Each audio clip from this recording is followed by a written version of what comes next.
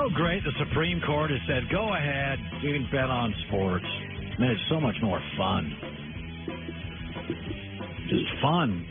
Everything's better with a little juice on it, right? Isn't that kind of, isn't it? You bet on... I don't know. I don't know that sports necessarily agrees with that, but this has been fun. Although I am going to step in at one point or another. You're going to what? I'm going to intervene here. If I go crazy? Yes. All right, let's do it. Here's our best for last. After almost 3 hours, Colin apparently hasn't gotten to the point yet.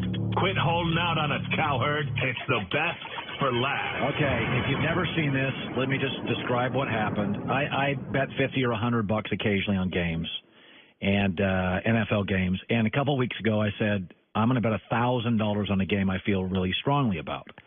And the game was the Jets and rookie quarterback Sam Darnold, third game in 11 days, going to Cleveland. And I said they're going to get chewed up. He's a rookie quarterback. He's going to get chewed up. The rookie quarterbacks are not built to go in and face a very good defense like Cleveland on a short week. They're going to get chewed up. Well, it ends up I won the bet, but because Baker Mayfirld came in, and the Jets were leading 14-3, and thanks to Baker, they came back and won, and I won $1,000. And so last week I said, you know what? Let's do something called Baker Moneymaker. We have a new So I bet the $1,000 I'd won on Baker to lose. I don't have to bet him to win. On Baker to lose this week, minus 2.5. Oakland was the bet. I said Oakland's going to win by over. They're going to win by a field goal or more. Well, Baker helped me again. He had 4 turnovers. You can blame the refs, but they didn't have 4 turnovers. And so I'm like, okay. So I have this Baker Moneymaker suitcase where I put it in since the creation of the show Lock It In on this network. I've got my $2,000, and so I thought this week, okay. So I looked at the Ravens-Browns matchup this week, Joy. And it opened at Ravens minus 1.5, which doesn't make any sense to me. The Ravens should be favored by 4 to 4.5, so I don't like that. And now it's Ravens minus 3, which I don't feel strongly about either. Okay. But I'm really suspicious about the Ravens opening at minus 1.5, so Vegas really thinks this is a coin flip. And I don't. I think Baltimore's better, but it scares me. So I'm going to make a switch here. Then I looked around the NFL lines, and there was one line that has kind of a connection to Baker Mayfield that I like. The Jets, off their worst performance of the year, host Denver, and the Broncos on a short week are playing tonight. The Broncos are 1-10 in their last 11 road games, the only win being over the Colts when they didn't have Andrew Luck. Denver's going to play tonight on a Monday. On a short week, they'll travel to New York and play one of those dreaded 10 a.m. their time, 1 a.m. Eastern games. And the Jets are only minus 1.5. This is my lock of the week. But now you're saying, well, Colin, you call it Baker Moneymaker segment. I'm going to change it because Baker and Darnold will always be linked because of my fascination with one and my criticism of the other.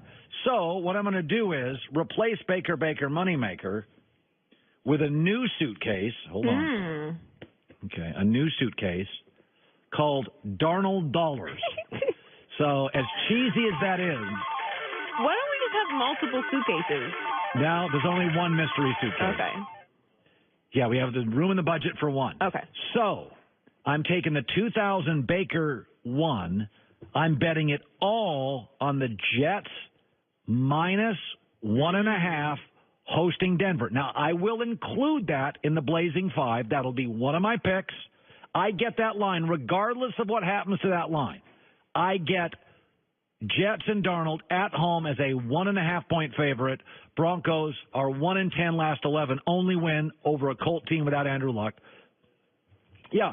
Now, and the line could change. If Denver looks great tonight, and I suspect they'll play really good and beat Kansas City, the line's going to move. I'm already locked in. I'm already locked in on this line. I'm going to bet this in the Blazing Five. So if it changes in my favor, doesn't matter. Well, let me think about that. So this is the line I have. I mean, if Kansas City blows out Denver by 30, I don't think that helps me. I actually would prefer Denver win, come in a little overconfident, than Denver get smoked and be angry. NFL teams that get humiliated generally play. Vikings got humiliated by Buffalo, came out a few days later in Los Angeles and went toe-to-toe and had the Rams, reeling for a little bit in that football game. So I don't think that'll change things tonight. So I'll take the Jets minus 1.5 against Denver. We were 2-2-1. We pushed, by the way, on our Blazing 5 this week. D'Angelo Hall was in earlier today. Kind of the talk of the league besides Baker and the Raiders.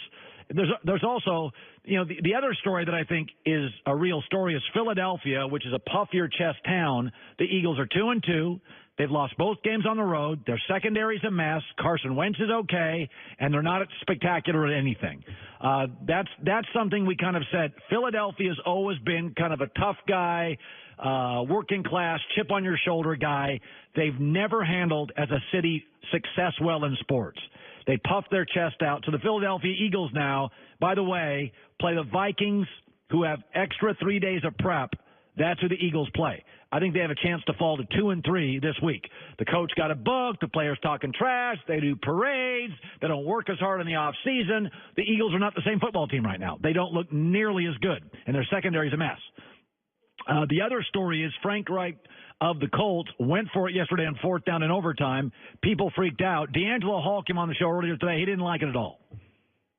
I didn't like it at all, and I liked the mindset, but that to me wasn't the right time or place to do that, because as we look at it now, it's 24 seconds on the game clock in overtime. They have one timeout. Even if you catch that ball, you have to use the timeout. You still have to get another 15, 20 yards before you can kick a field goal that you feel like you really have a chance to make. I would say this. Frank Reich came out and said 10 out of 10 times I'm going to do this. I thought Andrew Luck's opinion after the game summed up the entire Colts locker room, and I think this is a big deal. We're not going to play for a tie, and I think everybody in that locker room freaking likes that. Loves that. I love that. Now we've got to execute. I've got to play better. I've got to throw a better ball. I mean, we all know where we have to improve. But that attitude, we can get behind that. Yeah, that was always – I'm a big believer you have to have an identity, and that was always my knock on Chuck Pagano. 4 years in, what's their identity? Like if I say Nick Saban to you, you say defense. Like that's what you say. If I say Belichick Patriots, you're like smart, efficient. Like what is your identity as a business? And, I look at them right now as Frank Reich, and I'm like, oh, they want to be Philadelphia. We got our quarterback. We're going to be hyper-aggressive. We're going to go for it. I'm totally okay with it. By the way, we love Brett Favre, and Brett Favre was aggressive to a fault. We don't love Alex Smith, despite the fact Alex Smith wins like 10 games a year. Why doesn't Alex Smith have a huge following? Because he's not aggressive. Like, we like aggressive politicians. We like aggressive athletes. They were aggressive.